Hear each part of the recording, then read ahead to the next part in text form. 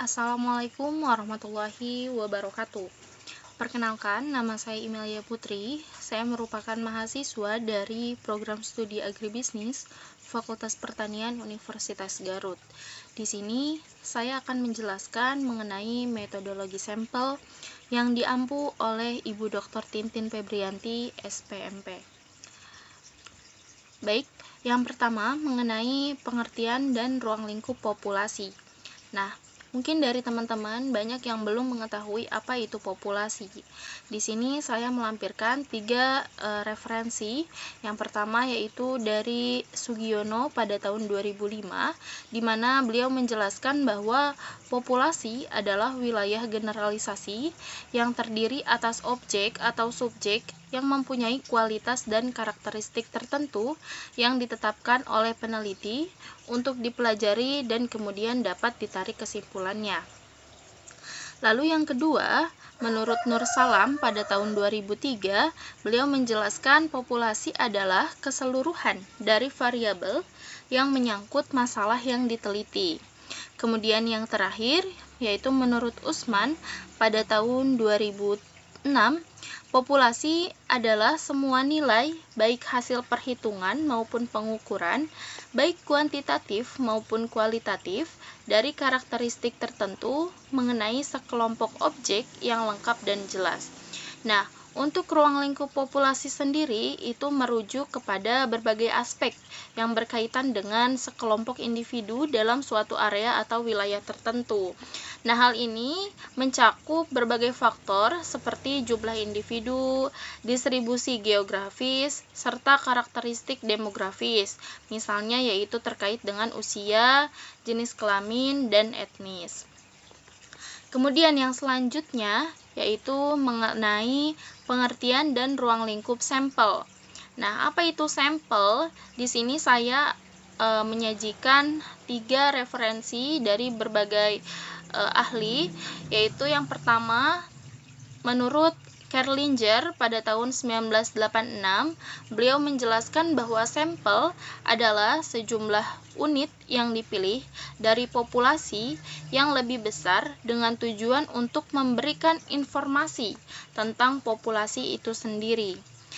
Yang kedua yaitu menurut Sekaran pada tahun 2003, beliau menjelaskan bahwa sampel adalah sekelompok unit atau subjek yang diambil dari populasi yang lebih besar dengan tujuan untuk menarik kesimpulan tentang populasi itu.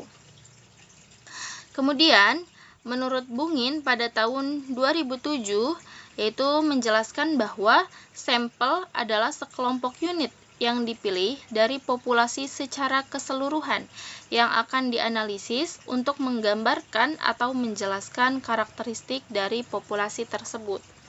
Nah, simpelnya adalah sampel itu merupakan sebagian dari jumlah dan karakteristik yang dimiliki oleh populasi yang secara nyata diteliti dan ditarik kesimpulannya.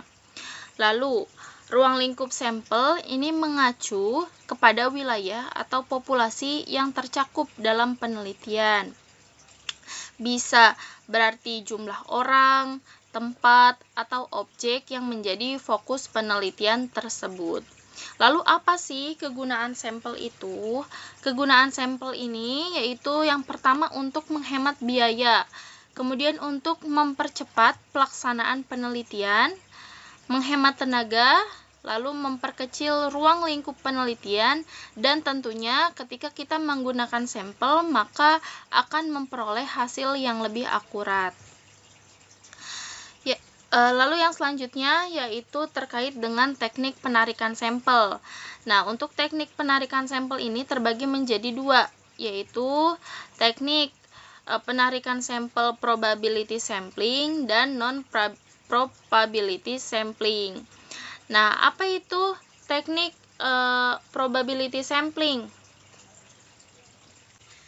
Teknik probability sampling merupakan cara pengambilan sampel dengan semua objek atau elemen dalam populasi yang memiliki kesempatan yang sama untuk dipilih sebagai sampel.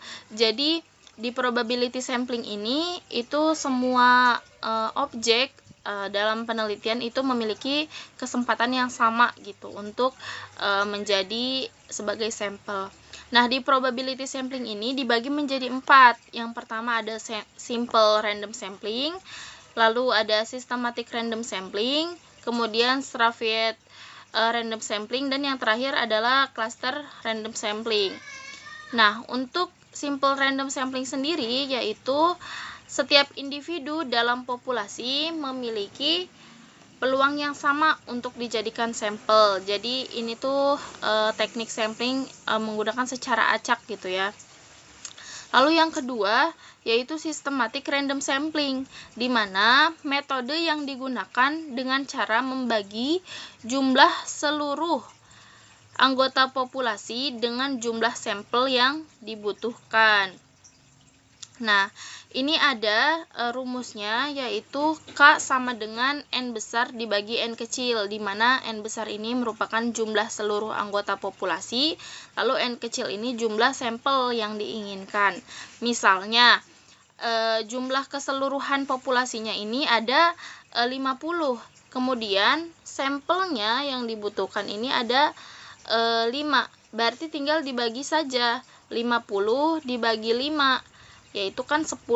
Nah, berarti sampel yang dibutuhkan untuk penelitian ini yaitu berjumlah 10 gitu. Lalu yang ketiga yaitu terkait dengan stratified random sampling, di mana stratified random sampling ini merupakan proses pengambilan sampel melalui proses pembagian populasi ke dalam strata, memilih sampel acak sederhana dari setiap strata, lalu kemudian menggabungkannya ke dalam sebuah sampel. Lalu yang terakhir ada cluster random sampling, di mana anggota dalam populasi ini dibagi ke dalam cluster atau kelompok jika ada beberapa kelompok dengan heterogenitas dalam kelompoknya dan homogenitas antar kelompok. Contohnya apa? Contohnya di ibu kota DKI Jakarta. Itu kan banyak, ada Jakarta Utara, ada Jakarta Barat, ada Jakarta Pusat, itu kan heterogen, kemudian disatukan menjadi homogenitas gitu. Lalu yang kedua yaitu non-probability sampling. Apa itu non-probability sampling? Yaitu adalah cara pengambilan sampel dengan semua objek atau elemen dalam populasi tidak memiliki kesempatan yang sama untuk dipilih sebagai sampel. Nah, di teknik ini ada 5 ya. Nah, yang pertama ada sampling purposive. Apa itu sampling purposive? Sampling purposive ini merupakan penarikan sampel secara purposive yang dilakukan dengan memilih subjek berdasarkan pada karakteristik tertentu. Misalnya apa? Misalnya suatu penelitian tentang evaluasi standar operasional pengelolaan rekam medis di Puskesmas X misalnya. Nah, peneliti menetapkan karakteristik subjek pada penelitian ini, yaitu tenaga kesehatan yang bekerja di bagian rekam medis lebih dari 1 tahun. Berarti, kalau misalnya ada tenaga kesehatan yang kurang dari 1 tahun pada puskesmas tersebut, itu tidak termasuk ke dalam subjek penelitian gitu. Lalu yang kedua, sampling kuota. Apa itu sampling kuota? Sampling kuota ini merupakan teknik sampling yang dilakukan atas dasar jumlah atau jatah yang telah ditentukan. Misalnya contoh suatu penelitian tentang tinjauan ketetapan kode diagnosa di rumah sakit X. Nah, di mana peneliti menetapkan bahwa sampel itu harus terpenuhi sebanyak 50 dokumen rekam medis misalnya. Nah, Pengambilan sampel dapat dilakukan dengan memilih sampel secara bebas dengan karakteristik yang telah ditentukan peneliti. Jadi kalau misalnya kurang dari kuota 50 berarti tidak memenuhi sampling penelitian tersebut. Kemudian yang ketiga yaitu sampling aksidental, di mana sampling ini berdasarkan faktor spontanitas atau kebetulan. Artinya apa? Artinya siapa saja yang secara tidak sengaja bertemu dengan peneliti, maka orang tersebut dapat dijadikan sampel.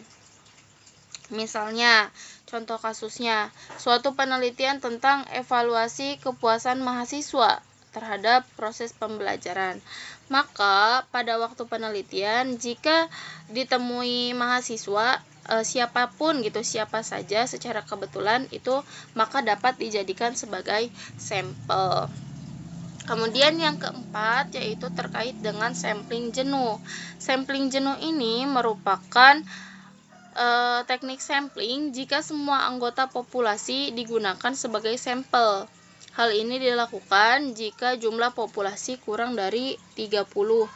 Contoh kasusnya apa? Misalnya suatu penelitian tentang penilaian kinerja dosen Fakultas Pertanian di Universitas X. Nah, misalnya di mana populasi pada dosen Fakultas Pertanian ini hanya berjumlah 23 orang.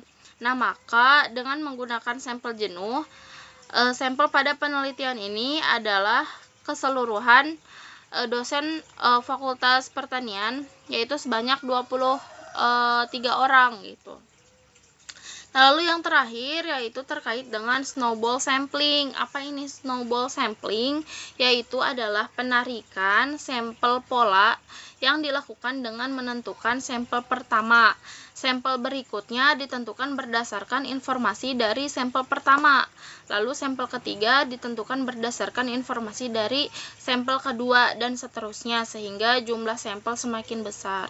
Contohnya apa? Contohnya misalnya suatu penelitian tentang pemasaran jagung di Kecamatan X misal. Nah, sampel pertama ini ditentukan dari petani jagung di Kecamatan X. Lalu sampel yang kedua itu berdasarkan dari berdasarkan informasi dari petani yang pertama gitu. Nah, lalu seterusnya dan seterusnya. Baik, kemudian saya memiliki contoh artikel ilmiah probability sampling, yaitu dengan judul Pengaruh Karakteristik Petani dan Kompetensi Terhadap Kinerja Petani Padi Sawah di Kecamatan Gunung Toar, Kabupaten Kuantan, Singingi. Nah, dapat dilihat ya di abstraknya juga terdapat diketahui gitu bahwa ini menggunakan teknik simple random sampling. Nah, dengan analisis data yaitu secara deskriptif, kualitatif, dan kuantitatif menggunakan regresi berganda. Kemudian saya juga memiliki contoh artikel ilmiah yaitu non-probability sampling, di mana diketahui bahwa ini menggunakan metode sampling snowball sampling menggunakan non-probability sampling tadi ya gitu. Jadi ini ada di metodologi penelitian juga bahwa menggunakan teknik pengambilan sampel menggunakan non-probability sampling dengan jenis sampling jenuh. Baik, mungkin itu saja yang dapat saya sampaikan. Saya mohon maaf apabila terdapat kata-kata yang tidak berkenan atau terdapat kesalahan kata. Saya mohon maaf yang sebesar-besarnya. Wabillahi taufik wal hidayah. Wassalamualaikum warahmatullahi wabarakatuh.